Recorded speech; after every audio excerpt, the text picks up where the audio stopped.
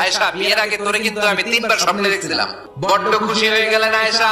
এরপরে বললেন 3বার স্বপ্ন দেখার পরে তোমার ব্যাপারে মনের মধ্যে কেমন কেমন যেন ভালো লাগে। তারপরে একটা ছোট্ট কাগজের মধ্যে, জান্নাতি কাগজ, রেশমি কাপড়ের মধ্যে তোমার চেহারাটা এনে জিবরাইল বললেন, দেখেন নবী কেমন লাগে। আমি কইলাম ভালো লাগে। কার মেয়ে? আপনার বন্ধু আবু বকরের মেয়ে। বিয়ে করবেন নাকি?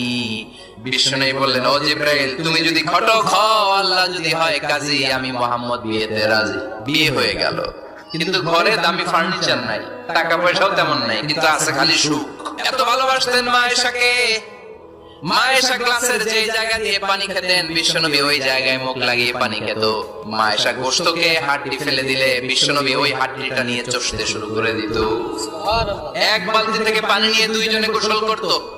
আবার বিশ্বনবীর সাথে সাথে মাঝে মাঝে বায়না ধরতো, মাঝে মাঝে রাগও করতো।